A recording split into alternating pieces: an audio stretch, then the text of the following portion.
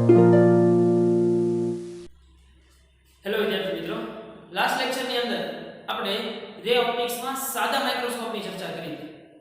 હવે આજે આપણે એનાથી એક સ્ટેપ આગળ સંયુક્ત માઇક્રોસ્કોપ સમજવાનું છે. હવે સાદા માઇક્રોસ્કોપની અંદર આપણે એક વસ્તુ નોટિસ કરી હતી કે ભાઈ ત્યાં મળતું મેગ્નિફિકેશન છે એ સીમિત હતું, લિમિટેડ હતું. મતલબ જો મારે હજી એનાથી વિવર્ધિત વસ્તુ જોવી હોય તો કે પહેલા પ્રથમ તો સંયુક્ત માઇક્રોસ્કોપની જરૂર શું કામ પડે? તો કે ભાઈ જે નાની આંખે જોઈ શકાતું હતું અને જેની હાઈટ આરામથી આમનામ જોઈ શકાય અથવા તો જેનું પ્રતિબિંબ ક્લિયરલી આમનામ જોઈ શકાય એના માટે સાદું microscope it's okay, it's a good option. પણ કોઈ એવી ઝીણી વસ્તુ કે જેને વિવર્ધિત કરી અને ક્લિયર જોવા માટે મારે સંયુક્ત માઇક્રોસ્કોપ જોઈએ, કેમ કે એની સાઈઝ જ ખુદ mm માં હોય. માનો કે તમે માઇક્રોસ્કોપ જોયેલા છે બધાએ, તો તમે કોઈ કીટાણુ કે જીવાણુની કે ગમે કોઈ વસ્તુ કે સ્લાઇડ બાયોલોજી વાળાને સારી રીતે ખબર હોય તો એની સાઈઝ જ એટલી બધી નાની હોય તો એનું મેગ્નિફિકેશન સાદા માઇક્રોસ્કોપની મદદથી એને તમે બિલોરી કાચથી જોવા જાઓ તો એ કાંઈ એટલું બધું તમને વિવર્ધિત જોવા ન મળે. તો એના માટે શું કરવું પડે કે મારી પાસે જે સાદું માઇક્રોસ્કોપ છે અથવા તો સાદો એક બિલોરી કાચ છે એને કંઈક વિવર્ધિત કરવો પડે, એનું કંઈક મેગ્નિફિકેશન વધારવું પડે. તો કઈ રીતે વધારી શકાય? તો એની એક સિમ્પલ રચના છે, આપણે સમજી લઈએ પછી એના મેગ્નિફિકેશન ઉપર જઈએ. કે માનો કે આવી એક પ્રિન્સિપલ અક્ષ ઉપર એક બહિર્ગોળ લેન્સ રાખેલો છે. આ બહિર્ગોળ લેન્સ થી અમુક ડિસ્ટન્સે કોઈ h હાઈટની વસ્તુ રાખેલી છે. આ વસ્તુનો ઉપરનો છેડો a છે અને નીચેના છેડાને b નામ આપેલું h હાઈટની વસ્તુ છે. બરાબર? હવે શું થશે જો આનું પ્રતિબિંબ મેળવવાની હું ટ્રાય કરું? માનો કે આના ફોકલ પ્લેનથી દૂર છે, મતલબ f અને f ની વચ્ચે હોય એવું માનું તો કિરણોનો ગતિપથ કેટલો લેવાનો છે? ગતિપથ માટે આપણે શું કીધું હતું? ગતિપથ મતલબ એક પ્રકાશનું કિરણ મુખ્ય અક્ષને સમાંતર અને આગળ જતા ક્યાંથી પસાર થશે? f માંથી પસાર થશે. તો માનો કે અહીંયા એની f હોય, કેમ કે હું દર્શાવતો નથી, આમાં ઘણી બધી સંખ્યાઓ મારે વાપરવાની થશે. બરાબર? તો માનો કે આગળ જતા f માંથી પસાર થાય છે અને આવી રીતે કિરણ આગળ વધે છે. બીજું એક કિરણ કયું લેવાનું છે ભાઈ? જે એના ઓપ્ટિકલ સેન્ટરમાંથી પસાર થતું હોય અને વિચલન થતું હોય નહીં એવું પ્રકાશનું કિરણ લેવાનું છે. તો મારી ઇમેજ જે છે એ જુઓ તમે જોઈ, આ મારી ઇમેજ જે છે એ અહીંયા રચાણી, અહીંયા આ ઇમેજ રચાણી. તો એના ઉપર આ છેડાને a પ્રાઇમ કહેતો અને આ છેડાને b પ્રાઇમ કહેતો. તો તમે હવે આરામથી જોઈ શકો કે આ જે છે એ આના કરતા કંઈક મેગ્નિફાઈડ કર્યું, કંઈક મોટું પ્રતિબિંબ પડ્યું. હવે હું કરું છું કે મારે હજી આને આ જે પ્રતિબિંબ છે ને એને મેગ્નિફાઈડ કરવું છે.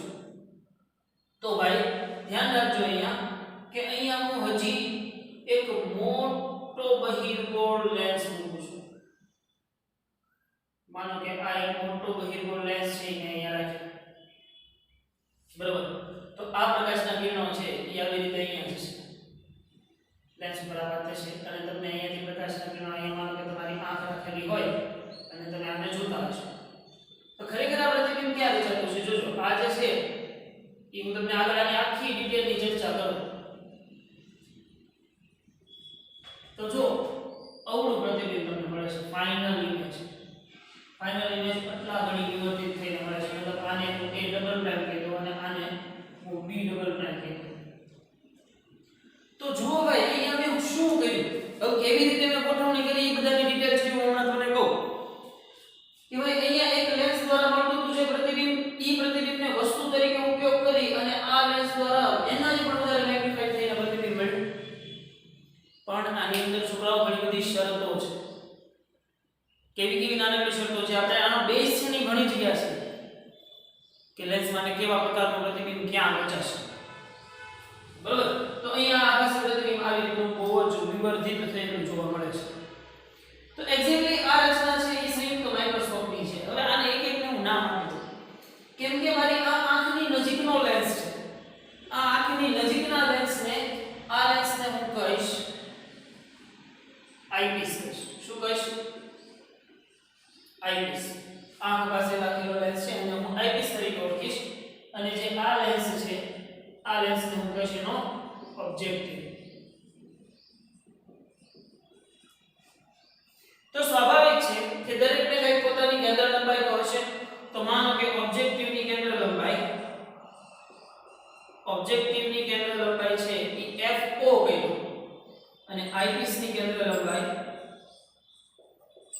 FE કહીએ. ચલો બરાબર. આની કેન્દ્ર લંબાઈ માનો કે સેમ બે બાજુ હશે તે આ બાજુ કંઈક સમથિંગ અંતર FO હશે. એ જ રીતે અહીંયાથી પણ આટલું ડિસ્ટન્સ કંઈક FE હશે. બરોબર ભાઈ. તો માનો કે આ FO અને FE છે. બરાબર. મારી મૂળ વસ્તુની મૂળ ઓબ્જેક્ટ માટે વસ્તુ અંતર કેટલું થયું કહેવાય છે? આટલું થયું કહેવાય છે ભાઈ. તો આ ડિસ્ટન્સ કઈ ડિસ્ટન્સ કેટલું થયું કહેવાય છે? UO કહી દો ઓબ્જેક્ટ માટે કીધું છે એટલે મૂળ વસ્તુ માટે ઓબ્જેક્ટ માટે. હવે આ આટલું ડિસ્ટન્સ છે એ કેટલું થશે જુઓ જોઈએ. આ આટલું ડિસ્ટન્સ છે. આ આટલું ડિસ્ટન્સ તમે આમ જોવા જાવ તો VO થયું કહેવાય છે. કહેવાય છે કે નહીં? ખાસ આકૃતિને હરખી જોજો ભાઈ કે ઓબ્જેક્ટ દ્વારા મળતું પ્રતિબિંબ એ VO થયું કહેવાય છે. હવે આ અંતર કયું થયું કહેવાય છે? કેમ કે આ મારી ઇમેજ છે એ આ આઈપીસ માટે આભાસી વસ્તુ તરીકે વર્તે છે. જો ખરેખર આ એક્ચ્યુઅલમાં વસ્તુ છે જ નહીં. a ડેશ b ડેશ છે એ શું છે? ab નું પ્રતિબિંબ છે. તો ab મતલબ ઓબ્જેક્ટ દ્વારા મળતું પ્રતિબિંબ આઈપીસ માટે આભાસી વસ્તુ તરીકે વર્તે છે. તો આ ડિસ્ટન્સ કેટલું થયું કહેવાય છે જુઓ જોઈએ. આ ડિસ્ટન્સ મારું UE થયું કહેવાય છે. કહેવાય છે કે નહીં? અને આ ફાઇનલ ઇમેજ જે રચાય છે એને હું કહીશ શું કહીશ? VE કહીશ. કહીશ કે નહીં? તો આટલી વસ્તુ તો ખબર પડી ગઈ. પણ હવે આની અંદર જે છે હું કહેતો તો એ શરતો કઈ કઈ છે એ વસ્તુ સમજવા માટે સૌથી પહેલા તો હું એમ કહું કે મને કેમ ખબર પડે કે આ જે આઈપીસ છે એ કેટલો દૂર રાખવું ને કેટલો નજીક રાખવું? તમે માઇક્રોસ્કોપની અંદર જોયું હશે તો તમે એડજસ્ટ પોઈન્ટની મદદથી તમારો જે ઓલો જે આંખ પાસેનો જે આઈપીસ છે જે વસ્તુ પાસે જે લેન્સ હશે એ લેન્સને કહેવાય છે ઓબ્જેક્ટિવ. તમારી આંખ પાસેનો જે લેન્સ છે એને કહેવાય છે આઈપીસ. તો હું એ આઈપીસને જો ઉપર નીચે કરું છું. ઘણી વખત ફોકસ પોઈન્ટની મદદથી ઉપર નીચે ખાલી કરવામાં આવે છે. તો એવું આપણે શું કામ કરીએ છીએ? વસ્તુનું ક્લિયર પ્રતિબિંબ મેળવવા માટે ક્લિયર પ્રતિબિંબ મળતું હોય એનો મતલબ શું થશે કે તમારા આઈપીસ અને ઓબ્જેક્ટ વચ્ચે કંઈક સર્ટેન ડિસ્ટન્સ હશે. કોઈ પર્ટિક્યુલર ડિસ્ટન્સ હશે. આ પર્ટિક્યુલર ડિસ્ટન્સ છે એની ઉપર ડિપેન્ડ કરે છે. આ પર્ટિક્યુલર ડિસ્ટન્સ છે ઈ બંનેની ફોકલ લેન્થ ઉપર ડિપેન્ડ કરે છે. બંનેની કેન્દ્ર લંબાઈ કેવી હોવી જોઈએ એની ઉપર ડિપેન્ડ કરે છે. તો ભાઈ હવે હું આ રચનામાં એની મોટવણી શોધવાની ટ્રાય કરું છું. તો મોટવણી કઈ રીતે મળશે તમે જુઓ જોઈએ. તો કે સૌથી પહેલા તો હું ઓબ્જેક્ટની મોટવણી શોધવાની ટ્રાય કરું. તો અહીંયા આપણે બનાવેલો એંગલ બીટા અને અહીંયા પણ બનાવેલો એંગલ બીટા. ખાસ યાદ રાખજો ભાઈ હું પહેલા વાત કરું છું ઓબ્જેક્ટિવની મોટવણીની વાત કરું છું. તો ઓબ્જેક્ટિવની મોટવણી તો નોર્મલી આપણે મોટવણી બરાબર આમ ખબર છે. મોટવણી m બરાબર h prime upon h prime. પણ અહીંયા h પ્રાઇમ કેટલી છે અને h કેટલી છે એ આપણને ખબર નથી. તો એ શોધ્યું હોય તો હું શું કરું જુઓ જોઈએ ભાઈ. તો કે હું આ ત્રણ એંગલ ધ્યાનમાં લઉં જુઓ જોઈએ. AOB એમાંથી એંગલ કયો છે? બીટા છે. તો એને tan બીટા તો tan બીટા ઇક્વલ શું થાય? સામેની બાજુના છેદમાં પાછળની બાજુ. હવે ખાસ યાદ રાખો કે મેં અહીંયા વસ્તુ ક્યાં મૂકી છે? જો હું જે તમને કહેતો હતો જે શરત અને અસમ્પશન મારે લેવું છે કે મેં મારી વસ્તુ જે છે ઈ ક્યાં રાખેલી છે. ખાસ સમજો કે વસ્તુ જે મારું UO છે ને ઈ મેં અત્યારે માનો કે FO ઉપર મૂકેલું છે. તો UO મેં FO ઉપર મૂક્યું હોય તો અહીંયા પ્રતિબિંબ કેવું રચાશે? અનંત અંતરે અને આભાસી પ્રતિબિંબ રચાશે. જો મારે આભાસી પ્રતિબિંબ ઓબ્જેક્ટિવ દ્વારા રચવાની શું કામ જરૂર પડી? કેમ કે મારે ફાઇનલ ઇમેજ કેવી જોતી છે? રિયલ ઇમેજ જોતી છે. તો જો આના દ્વારા રચાતું પ્રતિબિંબ અનંત અંતરે મળતું હશે અને આભાસી મળશે તો આ આભાસી વસ્તુ છે આના માટે આભાસી વસ્તુ તરીકે વર્તે અને રિયલ ઇમેજ બનાવશે.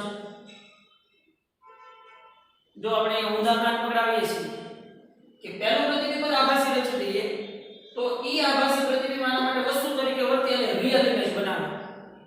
મારે રિયલ ઇમેજ મેળવવા માટે મેં અહીંયા UO FO લીધું છે ભાઈ. ખાસ સમજવાનું છે આ વસ્તુ. ઓલરાઈટ, તો હવે હું આ એંગલ માટેની વાત કરું તો tan β શું થાય ભાઈ? tan β સામેની બાજુ h upon uo, but uo તો શું છે? fo છે, એટલે હું અહીંયા લખું તે પહેલા uo h upon fo. બીજું શું થાય છે tan β તો tan β h પ્રાઇમ, અને આ પ્રતિબિંબની હાઈટ h પ્રાઇમ upon આ ડિસ્ટન્સ. હવે આ ડિસ્ટન્સ શું છે એ નથી ખબર. માનો કે આ પ્રતિબિંબ છે એ આના f ઉપર જ મળે છે, બરોબર? આના f ઉપર જ મળે છે. તો આ બે વચ્ચેનો ડિસ્ટન્સ કોની વચ્ચેનો, ખાસ આની ટ્યુબ લંબાઈ છે આગળ તમે ટ્રાવેલિંગ માઇક્રોસ્કોપ ની અંદર સમજશો, ટેલિસ્કોપ ની અંદર તમે એ સમજશો. પણ અત્યારે હાલ ફિલહાલ તમારે ખાલી ટ્યુબ લંબાઈ કોને કહેવામાં આવશે કે આની કેન્દ્ર લંબાઈ અને આની કેન્દ્ર લંબાઈ વચ્ચેના અંતરને એની ટ્યુબ લંબાઈ L કહેવામાં આવશે. ખાસ સમજો. તો હવે જુઓ જે આ ડિસ્ટન્સ તમને મળી ગયું છે, આ ડિસ્ટન્સ કેટલું થશે? L જેટલું થશે. તો તમે જોઈ શકો અહીંયા કે tan β આવું પણ થશે. tan β h prime upon L. તો જુઓ જોઈએ તમારે મેળવવાનું છે હું h પ્રાઇમ upon h. તો મોટોની m બરાબર શું થઈ જાય છે? આને હું mo નામ આપું ભાઈ. કોના માટેની વાત કરું છું હું?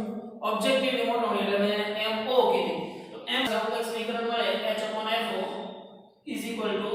h prime upon L. તમારે h પ્રાઇમ upon h જોતું હોય તો L upon fo થશે ભાઈ.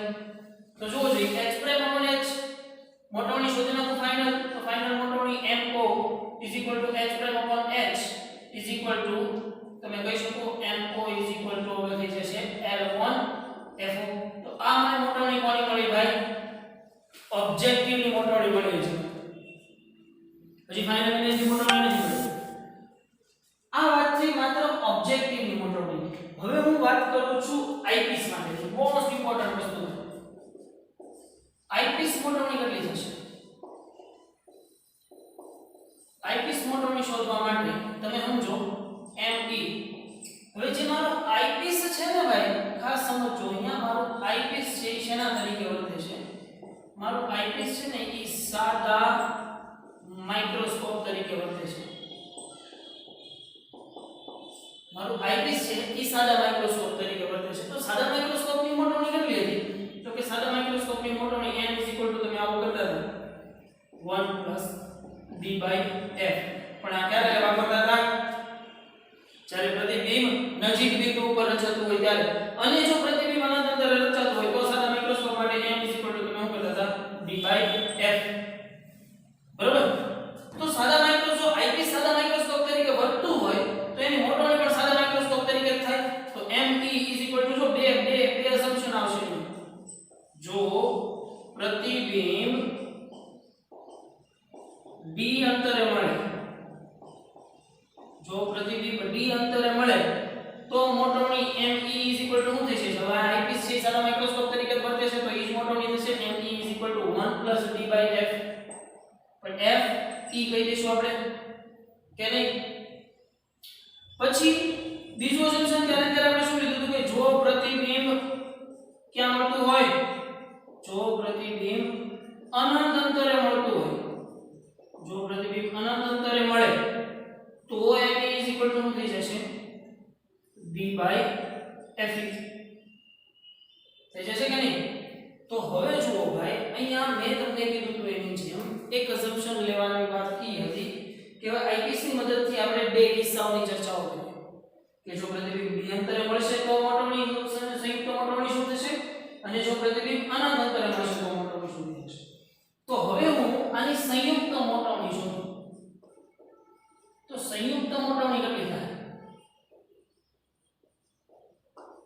સંયુક્ત મોટોની ટોટલ મોટોનીને m કહી દો તો m mo me થાય ભાઈ.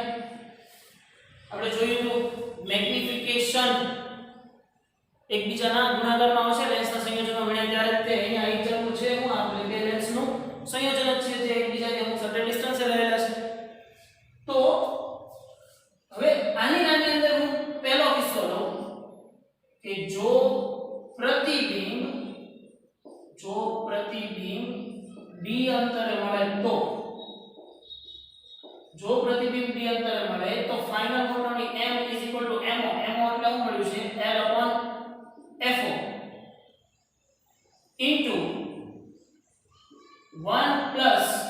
d/fe થશે।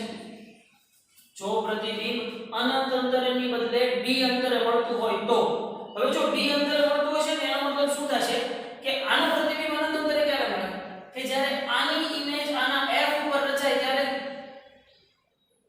આના પર અનંત અંતરે પ્રતિબિંબ ક્યારે મળે કે જ્યારે આનું પ્રતિબિંબ આના f ઉપર રચાય આના f ઉપર રચાય મતલબ અહીંયા તમે જો લેન્સ વાઇઝ જોશો ને તો મોટોની આને આમ પણ કહી શકશો આની મોટોની તમે આમ પણ કહી શકશો VO/UO into 1 plus D/FE શું કામ જો L છે એ હું થયું આની ફાઇનલ ઇમેજ માનો કે L ખબર જ નથી તો અહીંયાથી આટલું અંતર તો કેટલું છે VO છે તો એક આ લેન્સની માત્ર લેન્સ મોટોની શોધું તો લેન્સ મોટોની કેટલી થશે તો કે VO/UO જેટલી થાય કે નહીં તો જ્યારે પ્રતિબિંબ d અંતરે મળતું હશે ત્યારે VO/UO કોની ઓબ્જેક્ટિવની મોટોની અને આની મોટોની મને 1 d/fe કેમ કે આ શેના તરીકે વર્તે છે ભાઈ સાદા માઇક્રોસ્કોપ તરીકે વર્તે છે આ ઇક્વેશન ખાસ દાખલા માટે કામમાં લાગવાનું છે આ દાખલાની અંદર L/FO * E યુઝ તમે હજી ટેલિસ્કોપ ભણ્યા પછી કરશો ત્યાં સુધી આપણને ખબર પડવી જોઈએ કે M એટલે ઓબ્જેક્ટિવ છે એ એક સાદા લેન્સ તરીકે વર્તે છે તો લેન્સની મોટોની શું થાય VO/UO અને ME કોના માટેની વાત થશે આઈપીસ માટેની મોટોની વાત થશે બરાબર છે તો હવે આ તો વાત મળી મને કોના માટેની પ્રતિબિંબ d અંતરે મળે પણ હવે હું કહી દઉં ભાઈ કે જો પ્રતિબિંબ અનંત અંતરે મળે તો જો પ્રતિબિંબ અનંત અંતરે મળે તો સેમ એ જ રીતે મોટોની m બરાબર mo into me તો mo કેટલું થશે L/FO into me કેટલું થશે d/fe થશે સાદા માઇક્રોસ્કોપ તરીકે વર્તે છે એટલે d/fe તો તમને ફાઇનલ મોટોની m બરાબર L/FO into d/fe મળે અધરવાઇઝ આના સમીકરણને આ રીતે જો આને હું માત્ર એક સાદો લેન્સ તરીકે લઉં તો ફાઇનલ મોટોની આમ થાય VO/UO into d/fe થઈ શકે કે નહીં ભાઈ જેમ અહીંયા વાત કરી હતી એની જેમ જ થશે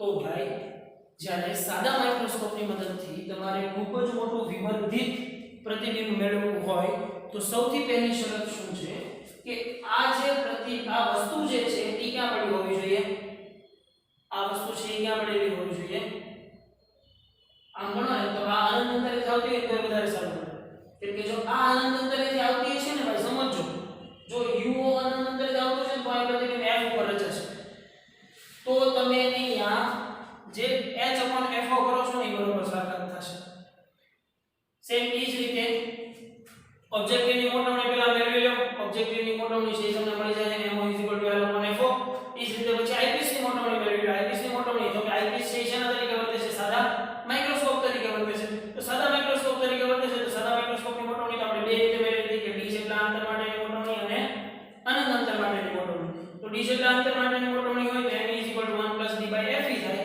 અને જો અનંત અંતર માટેની વાત હોય તો m d/fe થશે પછી તમે આવો છો એની સંયુક્ત મોટોની આ બરાબર થશે mo * me અને m બરાબર L/FO into 1 plus d/fe otherwise L/FO ને તમે શું કહી છો VO/UO પણ કહી શકાય સાદા લેન્સની મોટોની તરીકે સાદા લેન્સ માટે મોટોની m બરાબર શું થાય v/u થાય તો ઓબ્જેક્ટિવ માટેની છે એટલે VO/UO સેમ એ જ રીતે અહીંયા VO/UO ક્લિયર ભાઈ તો મોટોનીના આટલા કિસ્સાઓ છે એ તમને ખાસ સારી રીતે ખબર હોવા જોઈએ હવે તમને આ જે બે લેન્સ વચ્ચેનું અંતર છે એ બે લેન્સ વચ્ચેના અંતરની અંદર ખાસ કન્ફ્યુઝન ન થવું જોઈએ બે લેન્સ વચ્ચેનું તમે અંતર ગણશો તો FO + FE + L જેટલું થશે હવે એ વસ્તુ છે એ તમે કંઈક નોટ કરી જ નાખો કે બે લેન્સ વચ્ચેનું અંતર કેટલું થાય બે લેન્સ વચ્ચેનું અંતર કેટલું થાય તો કે બે લેન્સ વચ્ચેનું અંતર જે છે એને હું કોઈ પણ સમથિંગ ડિસ્ટન્સ નામ આપી દઉં x કહી દઉં ચલો તો x = શું થાય તમે આમ કહી શકો FO + L + FE થશે જો આગળ જતા ઘણું કામમાં લાગવાનું છે. અથવા તો તમે આવું કહી શકો, જુઓ જોઈએ x vo plus ue થાય કે નહીં? vo plus ue total distance મળી જાય કે આના માટે જે પ્રતિબિંબ રચાણું છે એ આના માટે વસ્તુ તરીકે વર્તવાનું છે, તો એટલું અંતર વસ્તુ અંતર થયું કહેવાય. તો vo plus ue થયું કહેવાશે. એટલે ખાસ યાદ રાખવાનું છે કે ભાઈ બે લાઇન્સ વચ્ચેનું અંતર જે છે એ તમને મળશે vo plus ue જેટલું. ક્લિયર ભાઈ? તો આની અંદર કોઈ પણ જાતનું કન્ફ્યુઝન હોવું જોઈએ નહીં. મતલબ સાદા માઇક્રોસ્કોપની મદદથી તમે ખૂબ જ નાની વસ્તુને ખૂબ સારી રીતે વિવર્ધિત કરી શકો છો. હવે આની અંદર એક વસ્તુ તમારે થવી જોઈએ ભાઈ કે fe greater than two fo હોવી જોઈએ. મતલબ આઈપીસ ની કેન્દ્ર લંબાઈ છે એ ઓબ્જેક્ટની કેન્દ્ર લંબાઈ કરતાં વધુ હોવી જોઈએ. શું કામ? જુઓ, આઈપીસ ની કેન્દ્ર લંબાઈ મોટી હશે, આઈપીસ ની કેન્દ્ર લંબાઈ મોટી હશે મતલબ આ બે વચ્ચેના આ સર્ટેન ડિસ્ટન્સમાં વધારે ડિસ્ટન્સ થી એવું કવર થશે કે વધારે ડિસ્ટન્સમાં આભાસી પ્રતિબિંબ મળવાની સંભાવના છે. અને જો fo નાની હશે તો ખૂબ જ નજીક, મતલબ એમ કહેવાય કે અહીંયા કે અનંત અંતરેથી આવતા છે પ્રકાશના કિરણો, તો અહીંયા ખૂબ જ નાના અંતરની અંદર પ્રતિબિંબ રચે છે. અને ઈ નાના અંતરનું પ્રતિબિંબને આ વિવર્ધિત કરીને મેગ્નિફિકેશન ખૂબ જ વધારી શકાય. તો મેગ્નિફિકેશન ખૂબ જ વધારવું હોય તો તમારે આ શરત છે એ પાળવી જોઈએ કે fe ગ્રેટર ધેન fo. ઓબ્જેક્ટની કેન્દ્ર લંબાઈ નાની અને આઈપીસની કેન્દ્ર લંબાઈ છે એ કેવી હોવી જોઈએ? બને એટલી મોટી હોવી જોઈએ. ક્લિયર ભાઈ આટલું? તો હવે આપણે એના દાખલાઓ છે ઈ અને આની થિયરી છે ઝડપથી વાંચી છે. તો જોઈ લઈએ આપણે અહીંયા સંયુક્ત માઇક્રોસ્કોપ કે વાસ્તવિક કેન્દ્ર લંબાઈઓ માટે સાદા માઇક્રોસ્કોપ વડે મર્યાદિત મહત્તમ મોટવણી મળે છે. મતલબ સાદા માઇક્રોસ્કોપની મદદથી તમે એટલું બધું મેગ્નિફાઈ કરી શકો નહીં, સ્પેશિયલી જ્યારે કણનું પરિમાણ જ ખૂબ નાનું હોય, મતલબ તમારો ઓબ્જેક્ટ જ ખૂબ નાનો હોય તો એને તમે બહુ વધારે મેગ્નિફાઈ કરી શકશો નહીં. વધુ પડતી મોટવણી માટે બે લેન્સનો ઉપયોગ કરવો પડે, જેમાં બીજો લેન્સ પહેલા લેન્સની અસરને સંયુક્તપણે દર્શાવે છે. આ ઉપકરણને સંયુક્ત માઇક્રોસ્કોપ કહે છે. પછી બીજો લેન્સ જે છે આપણો આઈપીસ જે છે એ ઓબ્જેક્ટ દ્વારા મળતા પ્રતિબિંબને સંપૂર્ણ જસ્ટિફાઈ કરે છે, સંપૂર્ણપણે વ્યવસ્થિત દર્શાવે છે. એટલા માટે આવા ઉપકરણને આપણે કેવું ઉપકરણ કહીએ છીએ? સંયુક્ત માઇક્રોસ્કોપ કહીએ છીએ. આકૃતિમાં સંયુક્ત માઇક્રોસ્કોપનું રેખાચિત્ર દર્શાવેલ છે. વસ્તુની નજીક રહેલા લેન્સને ઓબ્જેક્ટિવ કહેવામાં આવે છે. આ લેન્સ તમારો ઓબ્જેક્ટિવ થશે, આ લેન્સ છે તમારો આઈપીસ થશે. ખાસ ધ્યાન રાખવાનું છે કે આ ડિસ્ટન્સ u છે, વસ્તુ તમારી અહીંયા પડેલી છે. કેવા પ્રકારના બે કિરણો ધ્યાનમાં લેવાના? એક સમાંતર કિરણ અને એક ઓબ્જેક્ટિવમાંથી પસાર થતું હોય અને વિચલન ન થતું હોય. બંને આગળ જતા જે જગ્યાએ મળશે ત્યાં ઇમેજ રચાશે. ઈ ઇમેજ તમે જુઓ આગળ જતા આ વસ્તુ જે છે અહીંયાથી એક આભાસી પ્રતિબિંબ તમે ડ્રો કરો તો તમને અહીંયા ફાઇનલ પ્રતિબિંબ મળશે. પણ મેં કીધું એની જેમ આ આભાસી પ્રતિબિંબને આપણે રિયલ કરવા માટે શું કરવું પડે? આ પ્રતિબિંબને તમારે એનું આભાસી પ્રતિબિંબ બનાવવું પડે. જો આને તમે આભાસી બનાવશો તો એ આભાસીનું પ્રતિબિંબ વાસ્તવિક બરાબર એ રીતે કન્વર્ટ કરી શકાય. જો બીજા લેન્સ આઈપીસ માટે વસ્તુ તરીકે વર્તે છે, આઈપીસ અહીં સાદા માઇક્રોસ્કોપ તરીકે વર્તે છે. ખાસ યાદ રાખવાનું, આઈપીસ છે ઓબ્જેક્ટિવ નહીં, આઈપીસ સાદા માઇક્રોસ્કોપ તરીકે વર્તે છે અને આભાસી મોટું અંતિમ પ્રતિબિંબ રચે છે. પ્રથમ ઉલટું પ્રતિબિંબ આઈપીસના ફોકલ પ્લેન પર કે તેનાથી નજીક એવી રીતે રચાતું હોય કે જેથી અંતિમ પ્રતિબિંબ અનંત અંતરે અથવા તો નજીક બિંદુ જેટલા અંતરે મળે. જો ખાસ સમજવા જેવી વસ્તુ છે કે પ્રથમ ઉલટું પ્રતિબિંબ આઈપીસના ફોકલ પ્લેન મતલબ આઈપીસના f પાસે રચાતું હોય તો અંતિમ પ્રતિબિંબ છે તમને અનંત અંતરે અથવા તો નજીક બિંદુ ઉપર મળે, જે આપણે સાદા માઇક્રોસ્કોપની અંદર ભણી. તો સ્પષ્ટ છે કે અંતિમ પ્રતિબિંબ મૂળ પ્રતિબિંબની સાપેક્ષે ઉલટું હોય છે. તો હવે સંયુક્ત માઇક્રોસ્કોપથી મળતી મોટવણી જોઈએ. તો સૌથી પહેલી ઓબ્જેક્ટિવ દ્વારા મળતી રેખીય મોટવણી m h h l/f થશે. કેમ કે જ્યાં β h h h l થાય તો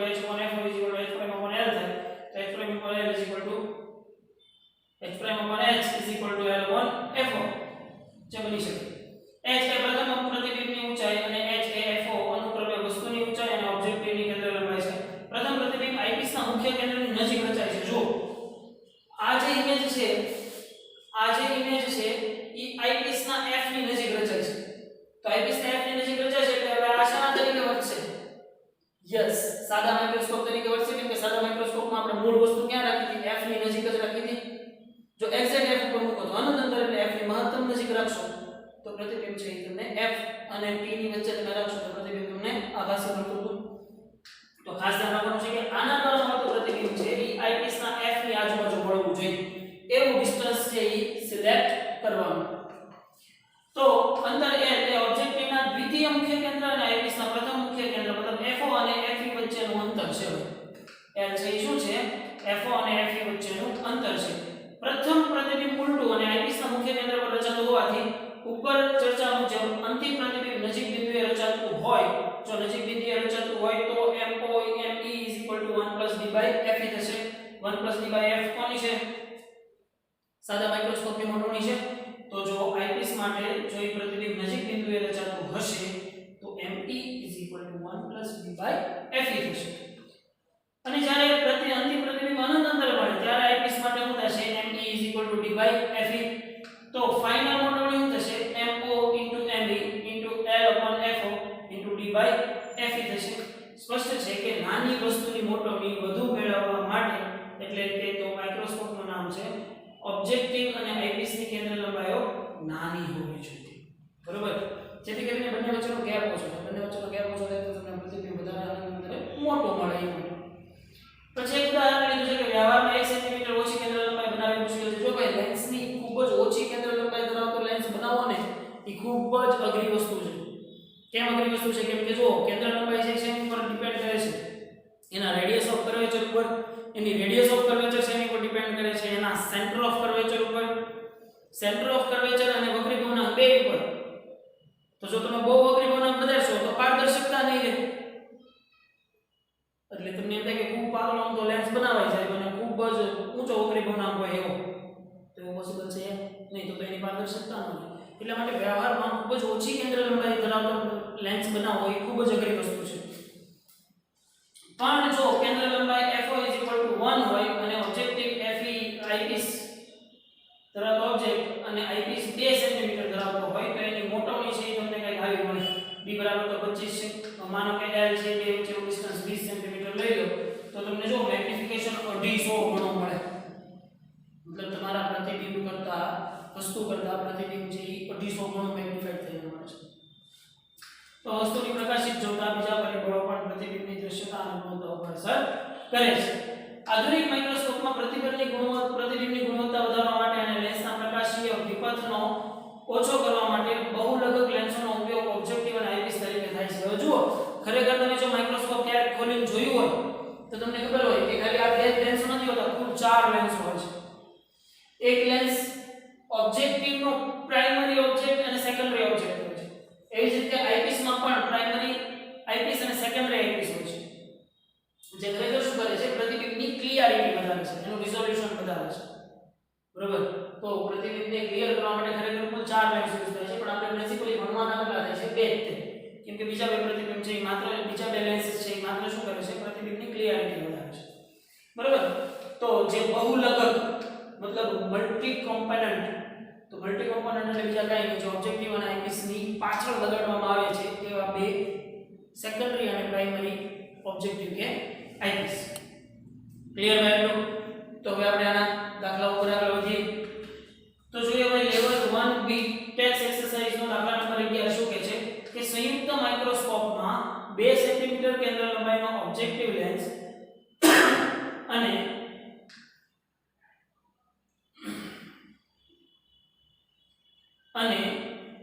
6.25 સેન્ટીમીટર કેન્દ્ર લંબાઈના આઈપીસને એકબીજાથી 15 સેન્ટીમીટર અંતરે રાખેલા છે. નીચેના કિસ્સામાં વસ્તુને ઓબ્જેક્ટિવ લેન્સથી કેટલા અંતરે મૂકવી જોઈએ? મતલબ જો એક વખત 25 સેન્ટીમીટર પ્રતિબિંબ મેળવવું હોય તો વસ્તુને ઓબ્જેક્ટિવ લેન્સથી કેટલા અંતરે મૂકવી જોઈએ? મતલબ મૂળ વસ્તુ અંતર UO શોધવાનું કહે છે. અહીંયા સમજો શું આપી દીધેલું છે પહેલા એ જોઈએ. 2 સેન્ટીમીટર કેન્દ્ર લંબાઈ ધરાવતો ઓબ્જેક્ટ મતલબ આ તમારે શું થઈ ગયો છે? FO થઈ ગયો છે અને આ શું થઈ ગયો છે? FE. બંને વચ્ચેનો ડિસ્ટન્સ જે આપણે x કીધું તો હમણાં, તો x કેટલું છે? 15 સેન્ટીમીટર છે. તો UO મેળવવાનું છે જ્યારે પ્રતિબિંબ તમારું 25 સેન્ટીમીટરે મળે અને જ્યારે પ્રતિબિંબ તમારું અનંત અંતરે મળે ત્યારે. અને દરેક કિસ્સામાં માઇક્રોસ્કોપનો મેગ્નીફાઇંગ પાવર શોધો. સમતોલી મોટોની શોધો. તો જુઓ છો શું આપી દીધેલું છે? FO આપી દીધેલી છે, FE આપી દીધેલી છે, બે વચ્ચેનું કુલ ડિસ્ટન્સ તમને 15 સેન્ટીમીટર કહી દીધેલું છે. તો તો આ યુઓ શોધવાનું કહે છે. પણ તમને આ જે 25 સેન્ટીમીટર કીધું છે એ શું થયું? તમારી ફાઇનલ ઇમેજ VE થઈ કહેવાય કે આઈપીસ દ્વારા મળતી. જો આ ડિસ્ટન્સ 25 સેન્ટીમીટર જેટલું હોય ત્યારે યુઓ કેટલું, અને જ્યારે આ ડિસ્ટન્સ અનંત અંતર હોય ત્યારે કેટલું એમ પૂછે છે. રકમ સમજો. તો સૌથી પહેલો કિસ્સો લઉં કે પ્રતિબિંબ मतलब VE आईपीएस द्वारा મળતું પ્રતિબિંબ VE 25 સેન્ટીમીટર. પણ ખાસ યાદ રાખો VE કઈ બાજુ જાય છે? આ બાજુ જાય છે. ઉત્તમ બિંદુ અહીંયા મૂકો. VE કેવો આવશે? નેગેટિવ આવશે. એટલે VE બરાબર મારે લખાશે નેગેટિવ 25 સેન્ટીમીટર હોય ત્યારે. તો પહેલા તો મારે શું કરવું પડે? અહીંયા મને એનું વસ્તુ અંદર નથી ખબર, UE નથી ખબર, પણ FE ખબર છે. તો મળી જાય ખરું ભાઈ? જુઓ જોઈએ. બહુ સિમ્પલ અને જો ખાલી બે ભાગમાં ડિવાઈડ નાખો તો દાખલો ઈઝી થઈ જાય. કે પહેલા આઈપીએસ માટેની વાત કરી નાખીએ. ચલો આઈપીએસ માટે. તો આઈપીએસ માટે તમને FE પણ આપી દીધેલી છે, VE પણ આપી દીધેલી છે, તો UE મળી જાય કરી. તો શું થશે? 1/FE = 1/VE - 1/UE.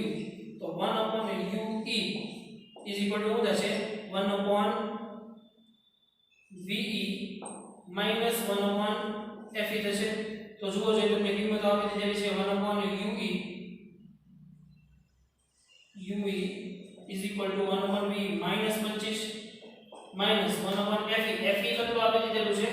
6.25 સેન્ટીમીટર. તો તમને UE છે એ મળી જાય -5 સેન્ટીમીટર જેવું મળી છે. તો તમને આ UE મળ્યું, મતલબ જુઓ છે આ ડિસ્ટન્સ મળ્યું. હવે તમારે VO શોધવું હોય તો જો મળી જાય કે ન મળી જાય? કેમ? કેમ કે x શું થશે? x VO UE થતું કે નહીં? તો UE મળી ગયું છે. x બરાબર મને ખબર છે કે કેટલા અંતર આપેલા છે? 15 આપેલા છે. તો VO શું થાય? VO x - UE થશે.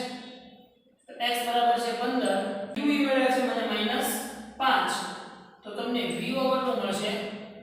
VO ડિસ્ટન્સ કેટલો મળશે ભાઈ? 10 સેન્ટીમીટર મળશે. તો ચલો આ મળી ગયું છે આઈપીએસ માટેનું ઓબ્જેક્ટિવ VO મળી ગયું છે. હવે આનો VO મળી ગયો છે, FO ખબર છે, તો UO મળી જાય કે આપણે શોધવાનું થશે હું UO શોધવાનું છે ભાઈ બંને કિસ્સાઓમાં. તો હવે વાત કરું કોના માટેની? ઓબ્જેક્ટિવ માટેની વાત કરું. તો ઓબ્જેક્ટિવ માટે તમને FO આપી દીધેલું છે અને VO મળી ગયેલું છે. તો 1/FO = 1/VO - 1/UO. તો 1/UO = 1/FO. Sorry 1/VO - 1/FO. તો VO બરાબર કેટલા છે? 10 છે. તો ઇક્વેશનમાં 10 - 1/FO. FO કેટલી આવી દીધેલી છે? 2. જો અહીંયા VO પોઝિટિવ જ થશે. કેમ કે ઓબ્જેક્ટિવની સાપેક્ષે આ બાજુ પ્રતિબિંબ રચાય છે. એટલે આ પ્રતિબિંબ કેવું થશે? પોઝિટિવ જ થશે ને. હવે આઈપીએસ થી નથી ગણવાનું, ઓબ્જેક્ટિવની વાત કરીશું. ઓબ્જેક્ટિવ માટે પ્રતિબિંબ આ બાજુ રચાય છે. એટલે VO કેવો આવશે? પોઝિટિવ જ આવશે. તો UO = તમને મળી જશે -2.5 સેન્ટીમીટર. તો જો જ્યારે તમારી વસ્તુ ભાઈ 25 સેન્ટીમીટર મતલબ નજીક બિંદુ ઉપર પડી છે ત્યારે તમારે UO 2.5 રાખવું જોશે. ક્લિયર? એન્ડ સેકન્ડ પોઈન્ટ શું કહે છે કે અનંત અંતરે પ્રતિબિંબ રચવા માટે મતલબ VE = તો શું થાય? આનો આ જ કિસ્સો ફરીથી દોહરાવવાનો થાય. પણ કઈ રીતે? તો કે જો ભાઈ હવે હું કહું કે પ્રતિબિંબ ક્યાં રચાય? જો પ્રતિબિંબ મતલબ VE = તો હવે આઈપીએસ માટેની જ વાત કરી નાખું ને પહેલા. તો આઈપીએસ માટે જો VE = હોય તો અનંત અંતરે પ્રતિબિંબ ક્યારે મળે? કે જ્યારે UE = F થાય ત્યારે. કે નહીં? VE આ પ્રતિબિંબ ઇન્ફાઇનાઇટ ક્યારે મળશે? કે જ્યારે આ વસ્તુ આના F ઉપર પડી છે ત્યારે. તો FE થશે. તો FE કેટલી આપી દીધેલી છે? તમને આપી દીધેલી છે 6.25. તો તમારા માટે UE = 6.25 સેન્ટીમીટર. બટ કેવા? નેગેટિવ. આ બાજુ ડિસ્ટન્સ છે એટલે. તો ચલો UE મળી ગયું. સેમ એ જ રીતે હવે પહેલા તો VO મેળવવો હોય તો શું કરવું પડે?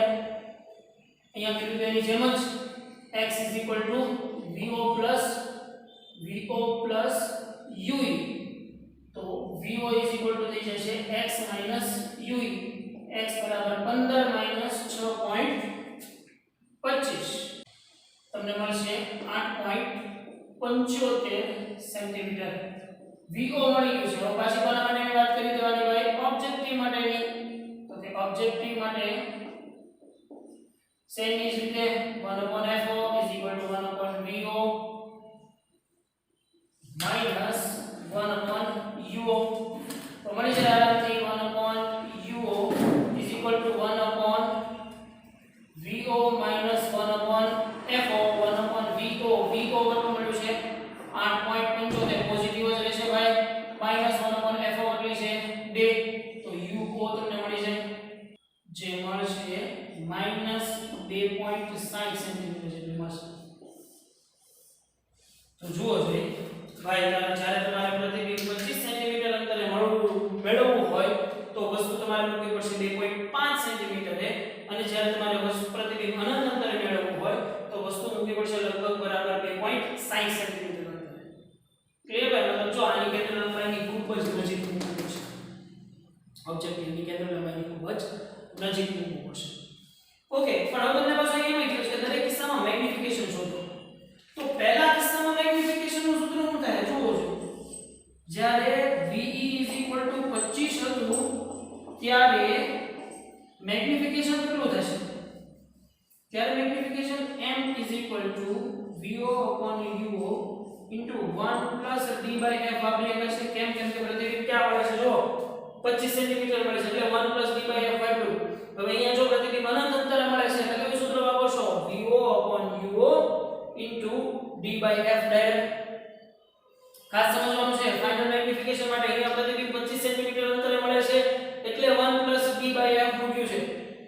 તો મૂકો જોઈએ vo તમને ખબર છે પહેલા કિસ્સામાં vo કેટલું મળે છે 10 uo કેટલું મળે છે 2.5 1 25 fe આવશે ને fe કેટલી છે 6.25 તો તમને આ મેગ્નિફિકેશન છે આમાં મળી જશે ભાઈ અહીંયા આરામથી. હવે બીજો કિસ્સો શું કહે છે કે જ્યારે પ્રતિબિંબ ve ઇન્ફાઇનાઇટ હોય ત્યારે મેગ્નિફિકેશન શું થશે અનંત અંતરના પ્રતિબિંબ માટે ભાઈ મેં હમણાં જ વાત કરી vo/uo d/f થશે ખાલી d/fe થશે કે નહીં કેમ કે બીજામાં બંને કિસ્સા માટે કીધું ને તો આ કિસ્સા માટે મોટોની એટલી થશે અને આ કિસ્સા માટે મોટોની છે આટલી થશે vo uo ખબર છે d/f તમને ખબર છે પણ ખાસ કરીને બીજા કિસ્સા માટે કીધું છે તો vo અને uo છે ઈ બીજા કિસ્સાના લેવાના બરાબર અને d તો 25 સેન્ટીમીટર જ છે અને f તમને ખબર છે. ક્લિયર ભાઈ એટલું ખાસ બધા દાખલાઓ આ જ રીતે તમારે એક સિમ્પલ વસ્તુ કરી નાખવાની કે આઈપીસ ની શરૂઆત કરવાની જો આઈપીસ ની અંતર આપેલા હોય તો મિત્રો ઓબ્જેક્ટિવ થી શરૂ કરવું કેમ કે મને ફાઇનલ ઇમેજ 25 એ મળતું હતું એટલે ફાઇનલ ઇમેજ 25 ફાઇનલ ઇમેજ કોના કારણે છે આઈપીસ ના કારણે તો આઈપીસ નું પ્રતિબિંબ અંતર આપી દીધેલું છે આઈપીસ ની કેન્દ્ર લંબાઈ ખબર છે તો આઈપીસ માટે વસ્તુ અંતર મળી જાય તો આઈપીસ માટે વસ્તુ અંતર મળી જાય તો એના કુલ અંતરમાંથી વસ્તુ અંતર બાદ કરી નાખો તો ઓબ્જેક્ટિવ નું પ્રતિબિંબ અંતર મળી જાય ઓબ્જેક્ટિવ નું પ્રતિબિંબ અંતર મળી જાય અને એની કેન્દ્ર લંબાઈ ખબર હોય તો ઓબ્જેક્ટિવ નું વસ્તુ અંતર મળી જાય. સો સિમ્પલ ભાઈ અહીંયા વધારે પડતું ઈઝી રહેશે કે આ ડિસ્ટન્સ કરતા વધારે પડતું ખબર હોય ને તો બહુ મજા આવી જાય. જો ઈ નો ખબર હોય તો આનું પ્રતિબિંબ અંતર આનું વસ્તુ અંતર ખબર હોવું જોઈએ. ક્લિયર બહુ આવી રીતે હાવ સિમ્પલ શાંતિથી હાલવાનું છે ખોટો મોટો દાખલો જોઈને કન્ફ્યુઝ ન થતા સિમ્પલ વાત છે ભાઈ કે પેલા આઈપીસ માટેની તમે વસ્તુ અંતર મેળવી લીધું હવે આઈપીસ માટેનું વસ્તુ જે અંતર જે છે એ આ કુલમાંથી બાદ કરો તો આના માટેનું પ્રતિબિંબ અંતર જેવું કહેવાય. વેરી સિમ્પલ છે. ક્લિયર તો જોઈએ ભાઈ હવે એનાથી આગળ 12મો દાખલો સામાન્ય નજીક બિંદુ 25 સેન્ટીમીટર હોય તેવી વ્યક્તિ 8 mm કેન્દ્ર લંબાઈવાળા ઓબ્જેક્ટિવ અને 2.5 સેન્ટીમીટર કેન્દ્ર લંબાઈવાળા આઈપીસ ધરાવતું સંયુક્ત માઇક્રોસ્કોપના ઉપયોગથી ઓબ્જેક્ટિવથી 9 mm દૂરની વસ્તુને જસ્ટ સ્પષ્ટ જોઈ શકે છે. તો બંને લેન્સ વચ્ચેનું અંતર જેને આપણે x કીધું હતું બંને લેન્સ વચ્ચેનું અંતર કેટલું હશે x પૂછે છે અને આ માઇક્રોસ્કોપનો મેગ્નીફાઇંગ પાવર વસ્તુ હું આપી દીધી છે જો સામાન્ય નજીક બિંદુ 25 સેન્ટીમીટર પ્રતિબિંબ રચાય છે મતલબ આ તમને હું આપી દીધેલું છે ve આપી દીધેલું છે 8 mm કેન્દ્ર લંબાઈવાળો ઓબ્જેક્ટિવ મતલબ આને હું કહી દઉં 0. 8 સેન્ટીમીટર એટલે કન્ફ્યુઝન નો રહે 0.8 સેન્ટીમીટર FO આપી દીધેલી છે અને 2.5 સેન્ટીમીટર FE આપી દીધેલી છે ઓબ્જેક્ટિવથી વસ્તુ 9 mm मतलब 0.9 સેન્ટીમીટર ઓબ્જેક્ટિવથી વસ્તુ मतलब હું આપી દીધેલું છે UO આપી દીધેલું છે ભાઈ ચલો આપી દીધું છે UO તો હવે બે લેન્સ વચ્ચેનું અંતર અને આ માઇક્રોસ્કોપનો મેગ્નીફાઇંગ પાવર શોધવાનો છે તો સૌથી પહેલા તો આઈપીસ માટે ફાઇનલ ઇમેજ આપી દીધેલી છે તો હું પહેલા આઈપીસ થી શરૂઆત કરું તો કે ભાઈ આઈપીસ માટેની વાત કરું તો આઈપીસ માટે શું શું મને મારી પાસે નોર્મ છે તો કે FE નોર્મ છે VE નોર્મ છે તો મને UE મળી જાય કઈ રીતે મળે 1/FE = 1/VE - 1/UE તો 1/UE = શું થશે 1/VE - 1/FE VE બરાબર મને 25 કીધા છે પણ કેવા -25 સેન્ટીમીટર થશે ખાસ યાદ રાખો ભાઈ 1/-0.25 સોરી 25 FE આપી દીધેલી છે મને 2.5 તો મને UE છે એ મળી જાય ભાઈ 2.27 સેન્ટીમીટર જેટલું મળી જાય UE મળી ગયું છે આ ડિસ્ટન્સ મળી ગયું છે તો VO મેળવવાનું થાય તો મને બે વચ્ચેનું અંતર મળી જાય તો VO મેળવવું હોય તો શું છે જો મને અહીંયા ઓબ્જેક્ટિવની વસ્તુ અંદર આપી દીધેલું છે આપેલું છે કે નહીં તો હવે હું વાત કરું કોના માટેની સેમ જ રીતે ઓબ્જેક્ટિવ માટેની તો કે ઓબ્જેક્ટિવ માટે શું આપી દીધેલું છે ઓબ્જેક્ટિવ માટે મને FO ખબર છે અને UO ખબર છે તો VO મળી જાય ભાઈ તો 1/FO = 1/VO - 1/UO તો 1/VO = થશે 1/FO + 1/UO થાય કે નહીં તો FO આપી દીધેલી છે 0.8 પ્લસ 1/U આપી દીધેલો છે 0.9 પણ કેવા -0.9 થશે જો ઓબ્જેક્ટ થી આ ડિસ્ટન્સ આપી દીધેલું હોય તો 0.9 થશે તો મને VO મળી જાય ભાઈ 7.2 સેન્ટીમીટર સમથિંગ મળે તો હવે જુઓ છો તમારે x શોધવાનો છે મતલબ આ ડિસ્ટન્સ મતલબ શું થાય VO + UE થાય તો x = VO + UE તો UE તો અહીંયા મળી ગયું છે અને VO પણ મળેલું છે તો 7.2 પ્લસ 2.27 તો x બરાબર 9.47 સેન્ટીમીટર હવે તમને હું કહે છે કે આ માઇક્રોસ્કોપનો મેગ્નીફાઇંગ પાવર m = શું થશે VO/UO * 1 + d/f થશે શું કામ 1 + d/f વાળું સૂત્ર લીધું પ્રતિબિંબ ક્યાં રચાય છે 25 સેન્ટીમીટર નજીક બિંદુ જેટલા અંતરે જો પ્રતિબિંબ અનંત અંતરે રચાતું હોત તો અહીંયા મારે શું લેવું પડે VO * d/f પણ ક્યારે જો પ્રતિબિંબ અનંત અંતરે રચાતું હોત તો ઓલરાઈટ VO છે આપણી પાસે UO VO કેટલું છે 7.2 UO જે તમને આપી દીધેલું છે રકમમાં 0.9 1 + 25 ભાગ્યા FE કેટલી આપેલી છે 2.5 તો તમને આરામથી આનું મેગ્નિફિકેશન મળી જાય ભાઈ શોધી શકાય કે નહીં બહુ સિમ્પલ જો રકમ સમજતી વખતે આ આકૃતિ જો મગજમાં હશે ને એટલે એને આકૃતિ લેવા દીધી છે આકૃતિ મગજમાં હશે ને તો બહુ ઈઝી થઈ જશે એટલે ખાસ મહત્વની વસ્તુ છે પહેલા એની થિયરી સમજતી વખતે આકૃતિ સમજી લઈ બરાબર ક્લિયર તો એનાથી આગળ વધતા અમુક પ્રશ્નોના જવાબ છે એ આપણે આપવાના છે જે થિયોરિટિકલ વાતો છે આપણે વાતો કરી નાખીએ કે કોઈ વસ્તુ દ્વારા આંખ પર આંતરેલ ખૂણો એ કોઈ મેગ્નીફાઇંગ ગ્લાસ દ્વારા રચાતા આભાસી પ્રતિબિંબ માટે આંખ પર આંતરેલ ખૂણા જેટલો છે કયા અર્થમાં લેન્સ કોણીય વર્તણૂક પૂરી પાડે છે સમજો કોમ્પ્લિકેટેડ સેન્ટેન્સ છે કે કોઈ વસ્તુ દ્વારા આંખ પર આંતરેલો ખૂણો એ કોઈ મેગ્નીફાઇંગ ગ્લાસ દ્વારા રચાતા આભાસી પ્રતિબિંબ માટે આંખ પર આંતરેલા ખૂણા જેટલો છે હા મતલબ હું સિમ્પલી સમજો કે આ માર્કરે મારી આંખ સાથે આંતરેલો ખૂણો કેટલો થશે જો અહીંયાથી પ્રકાશ કિરણ આપાત કરું છું અહીંયાથી એમાં એટલે આ એંગલ બન્યો, તો જે આ એંગલ બન્યો એ ખૂણો અને વચ્ચે મને મેગ્નીફાઇંગ ગ્લાસ મૂકેલું છે અને એનું એક ઇમેજ રચાય છે, આ બાજુ રચાતું છે. તો એ ઇમેજ બનાવેલો મારી આંખ સાથે નાખેલો બે લગભગ બરાબર કેવા થશે, સરખા જ થશે. પણ તમને એમાં અહીંયા પૂછવા માંગીએ છીએ કે આ કયા આંખના લેન્સના કોણીય મોટવણી પૂરી પડે છે. તો કોઈ કોણીય મોટવણી આપણે કીધું હતું જ કોને, bigger respect to small કીધું હતું કે નહીં, કોણીય મોટવણી બરાબર આપણે બીટા અપન આલ્ફા કીધું હતું.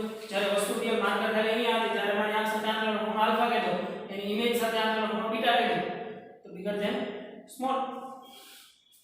સામાન્ય રીતે કોઈ વ્યક્તિ વિવર્ધક લેન્સનો આંખની ખૂબ નજીક રાખીને અવલોકન કરે છે.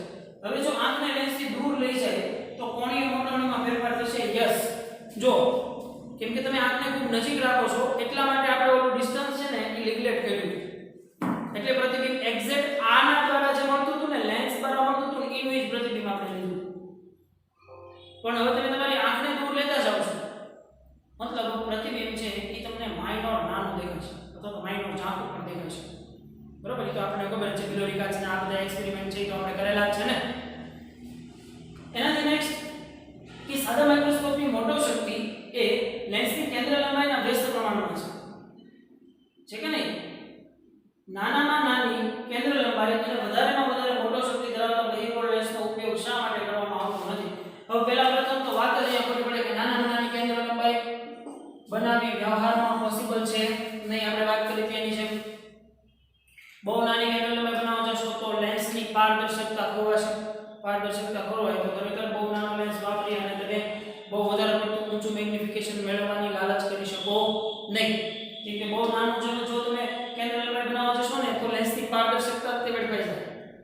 તો પારદર્શકતા વેડફાઈ જાય તો ભાઈ એ વસ્તુનો ફાયદો જ શું, તો ત્રિકોણ જેવી ઘટનાઓ થવાની નથી, તમને પ્રતિબિંબ આંખમાં રચાવવાનું નથી. બરાબર. પછી સંયુક્ત માઇક્રોસ્કોપમાં ઓબ્જેક્ટિવ અને આઈપીસની કેન્દ્ર લંબાઈ શા માટે ટૂંકી જ લેવામાં આવે છે. હવે બંને એટલી ટૂંકી કેન્દ્ર લંબાઈ હશે તો બંને એટલી આ ટ્યુબ લેન્થ છે એ ટૂંકી રાખશે.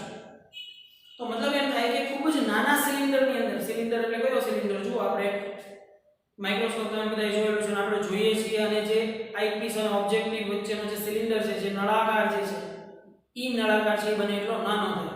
જો તમે ખૂબ મોટી કેન્દ્ર લંબાઈ રાખો તો એ ડિસ્ટન્સને અકોર્ડિંગ તમારે ટ્યુબ લેન્થ એ વધારવી પડે. કેમ કે એકનું FO છે એ બીજાના FE માટે મળવું તો જોઈએ ને, એટલે તો L થવી જોઈએ ને. તો બંને એટલી નાની કેન્દ્ર લંબાઈ રાખો જેથી કરીને ટ્યુબ લંબાઈ પણ નાની મળે અને પ્રતિબિંબ છે એ ઝડપથી ક્લિયર મળે.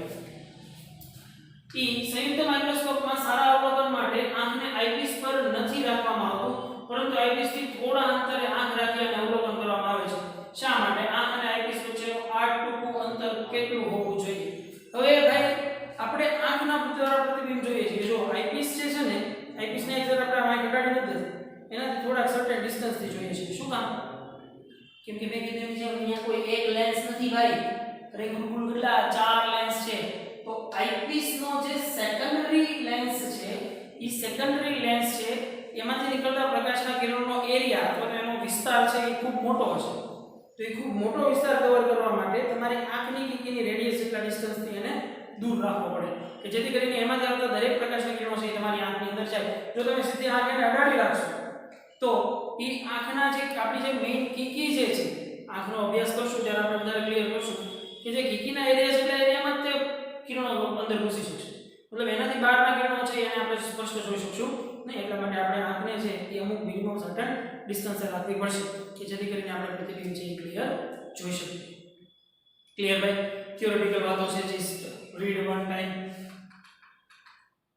પછી અપેક્ષા પ્રમાણેની કોણીય મોટવણી 30 મેળવવા માટે 1.25 સેન્ટીમીટર કેન્દ્ર લંબાઈવાળો ઓબ્જેક્ટિવ અને 5 સેન્ટીમીટર કેન્દ્ર લંબાઈવાળો આઈપીસ છે. તો સંયુક્ત માઇક્રોસ્કોપ કેવી રીતે સેટ કરવું? તો સંયુક્ત માઇક્રોસ્કોપ કેવી રીતે સેટ કરવું મતલબ કે વસ્તુ ક્યાં મૂકવી, એનું પ્રતિબિંબ ક્યાં રચાશે, એ બધી વસ્તુ પૂછે છે. ટ્યુબ લંબાઈ કેટલી હોવી જોઈએ, બરોબર? તો જોઈએ આપણે એ વસ્તુ. તો કે ભાઈ શું શું આપી દીધેલું છે? તો કે 30 મોટવણી મેળવવાની છે, મતલબ ફાઇનલ મેગ્નિફિકેશન એમ છે 30 થવું જોઈએ. એના માટે ઓબ્જેક્ટિવની કેન્દ્ર લંબાઈ મતલબ FO તમને આપી દીધેલી છે અને આઈપીસ ની કેન્દ્ર લંબાઈ તમને FE આપી દીધેલી છે. તો માઇક્રોસ્કોપ કઈ રીતે સેટ કરજો? જો ખાલી મોટવણીની કેન્દ્ર લંબાઈ આપી દીધેલી છે, બાકીની બધી વસ્તુ આપણે શોધવાની છે. કેવી રીતે શોધીએ ધીમે ધીમે જોઈએ.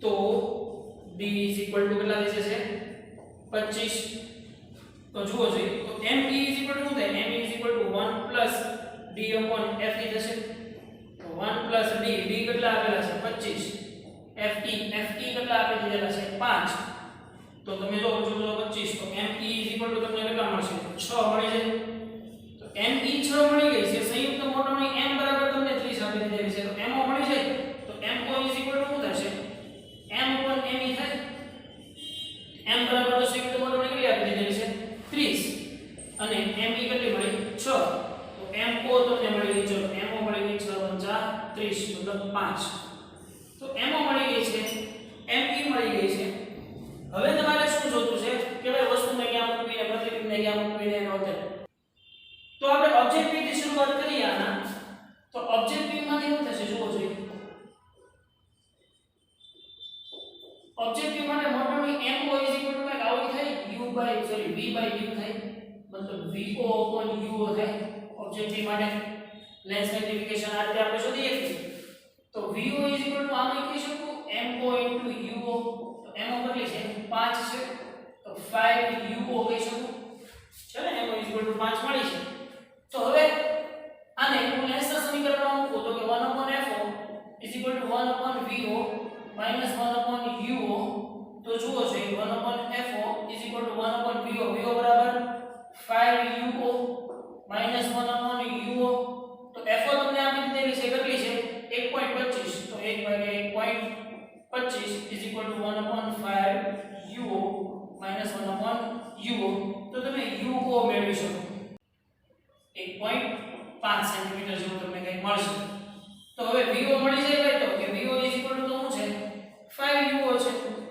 તો 5uo 5 ગુણ્યા 1.5 એટલે આઈ થિંક તમને 7.5 સમથિંગ મળશે તો જુઓ જોઈએ vo મતલબ અહીંયા સુધીનું ક્લિયર થયું હવે vo મળી ગયું છે uo મળી ગયું છે હવે વાત કોની કરવાની રહેશે આઈપીસ ની કરવાની રહેશે તો સેમ આ જ પ્રમાણે પેલા આઈપીસ માં જઈએ તો આઈપીસ માટે શું થશે જુઓ જોઈએ આઈપીસ માટેની વાત કરીએ તો આઈપીસ માટે તમે આપણે એક વસ્તુ તો અહીંયા સૂચન લીધું ને કે d બરાબર 25 તો d બરાબર 25 હોય તો d ve થશે ભાઈ કેમ કે ફાઇનલ ઇમેજ 25 એટલા સેન્ટીમીટર અંતર મળતું હોય તો v 25 તો આમાં તો બહુ ઈઝીલી ue મળી જાય તો કે 1/fe 1/ve 1/ve minus 1/ue तो 1/ue is equal to 1/fe 1/ve minus 1/fe થશે બરોબર ભાઈ તો v બરાબર તો છે તે 25 પણ કેવા નેગેટિવ 25 થશે ખાસ યાદ રાખવું એટલે આ નેગેટિવ થશે અને fe તમને આપી દીધેલો છે તો તમને ફાઇનલ ue છે એ મળી જશે માઈનસ 4.17 સેન્ટીમીટર જેવું તમને ue મળશે તમને પૂછે છે હું કે તો સંયુક્ત માઇક્રોસ્કોપને કેવી રીતે ગોઠવવું છે તો બધાના અંતરો મળી ગયા છે તો પહેલા તો એ કહી દઈએ કે બે લેન્સ વચ્ચેનું અંતર કેટલું થાય તો કે બે લેન્સ વચ્ચેનું અંતર એટલે શું થાય આપણે જેને આપણે x ધાર્યો તો x શું થશે vo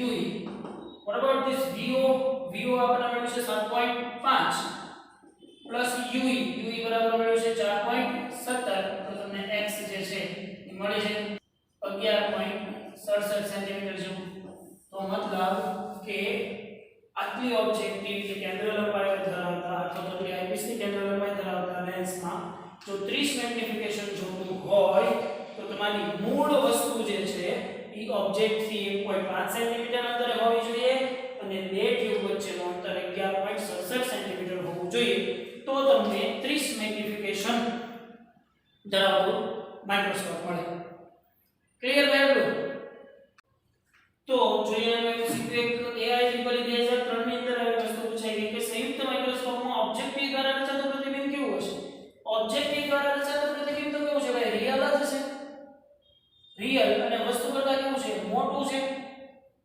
જો આઈપીસ દ્વારા પૂછવું હોય તો કે આઈપીસ દ્વારા પૂછવા માટે એને વસ્તુનું સ્થાન કેવું પડે કે ઓબ્જેક્ટિવ દ્વારા પ્રતિબિંબ અહીંયા રચાય છે તો તમે એમાં ક્લિયર કરી શકો કેમ કે એમાં બે એસેમ્પશન હતા d જેટલા અંતરે ફાઇનલ પ્રતિબિંબ મેળવવા માટે અને અનંત અંતરે ફાઇનલ પ્રતિબિંબ મેળવવા માટે પણ અહીંયા તો ફિક્સ જ છે કે વસ્તુનું રિયલ પ્રતિબિંબ મળશે અને વસ્તુ કરતાં મોટું મળશે. તો વાસ્તવિક અને મોટું પ્રતિબિંબ, આન્સર સી. એની પછી એમ્સ 2007 માં પૂછાયેલો વાંચો. હમણાં આપણે ઘણા બધા 3 દાખલાઓ ગણી ગયા, એની જેવી વાત છે, હું તમને ખાલી વાત કરી દઉં એની ઉપરથી તમારે સમજી જવાનું છે. એક માઇક્રોસ્કોપનો ઓબ્જેક્ટિવ અને આઈપીસ ની કેન્દ્ર લંબાઈ અનુક્રમે, ચલો ઓબ્જેક્ટિવ FO, આઈપીસ FE, બંને વચ્ચેનું અંતર x, ડિસ્ટન્સ x આપી દીધેલું છે, ખાસ યાદ રાખજો, અહીંયા x આપેલું છે. જો પરિણામી પ્રતિબિંબ અનંત અંતરે મળતું હોય તો હવે તમને અહીંયા સમજો, પ્રતિબિંબ અનંત અંતરે મળતું હોય મતલબ v =ઇન્ફિનિટ, FE તમને ખબર છે તો UE તમને મળી જાય ભાઈ, UE મળી જાય કે નહીં? તો રેખીય મેગ્નિફિકેશન પૂછવાનું છે, તો રેખીય મેગ્નિફિકેશન માટે તો VO જોશે જ તે. તો VO ક્યાંથી મળે? તો કે ભાઈ x = VO + UE થતું હતું. તો x તમને આપી દીધેલું છે, UE તમને અહીંયા મળ્યું છે, તો VO મળી જાય ભાઈ. તો મેગ્નિફિકેશન m બરાબર શું થશે? Magnification m = VO UO * 1 plus અનંત અંતરે કીધું છે ને, યસ, અનંત અંતર માટે શું થશે? d/fe. પણ UO નથી તો VO મળી ગયું તો UO તો મળી જ છે ને ભાઈ. હવે FO આપી દીધેલી છે એટલે સો સિમ્પલ. ખાસ ધ્યાન રાખવાનું, આને જો તમે લખમાં પડવાનું તો બહુ લાંબુ થાય. પ્રતિબિંબ અનંત અંતર રચાય છે તો FE આપી દીધેલું છે તો UE મળી જાય. UE મળી જાય તો VO પણ મળી જાય, x આપી દીધેલું હોય તો VO મળી જાય, તો એની જોડે તમને UO પણ મળી જ જાય, FO આપી દીધેલું હોય એટલે. તો ફાઇનલ મેગ્નિફિકેશન પણ તમને મળી જાય. ક્લિયર ભાઈ? તો સંયુક્ત માઇક્રોસ્કોપની અંદર અત્યારે આપણે એટલું રાખીએ, બાકીની ડિસ્કશન છે એ આપણે નેક્સ્ટ લેક્ચરમાં જોઈશું. ઓકે.